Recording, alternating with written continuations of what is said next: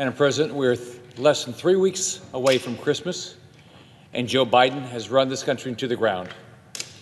I know President Biden thinks that Santa can solve his problems, but our supply chain is such a mess, not even Santa Claus, with all of his Christmas magic, can fix it. There are nearly 100 ships waiting to dock in California ports. About 40 of them are a few miles off the coast, while more than 50 are holding back further in the Pacific.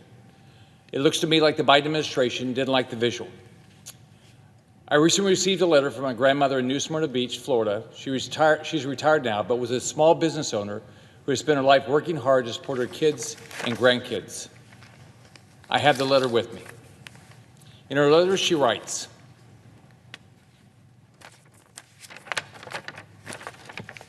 "I'm worried about inflation.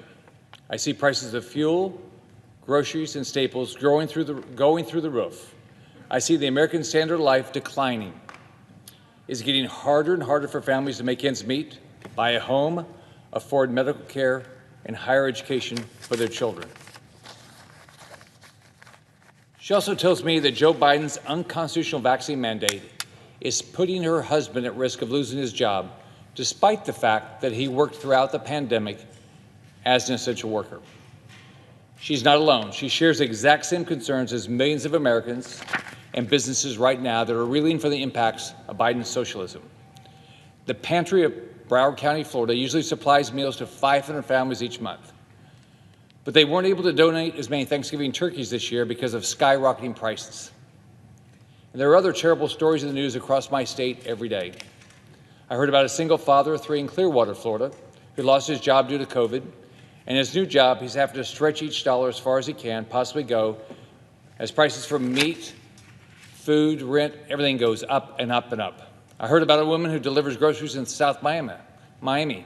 She's seeing prices going up and is having to send pictures of empty shelves to her online customers to show grocery stores are out of so many products. She can hardly ever find any juice boxes for her own children. These are the stories of real Floridians, and I could keep going because Florida families and families all across our great country are struggling as Biden's inflation and supply chain crisis rages on. Now, most people, when they're in charge, they want to do something positive when a problem arises. When the families are struggling, leaders should want to solve a problem.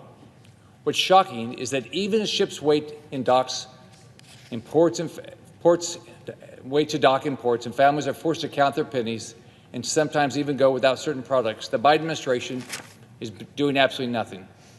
Secretary Raimondo and Secretary Buttigieg would rather play TV commentator than actually travel to California and solve some of these problems facing our distributors. Instead of coming to the Senate Commerce Committee to testify about what actions they're actually taking, they'd rather stay silent. If they want to show up and do the job they signed up for, I heard there's an opening at CNN. Energy prices are up, and families who are simply trying to stay warm during the winter season are going to face higher bills, just as gas prices and food prices continue to climb. The American people are fed up with President Biden's utter lack of leadership. Time and time again, I've come to the floor to try to get some information about this crisis, but Senate Democrats have stood in the way.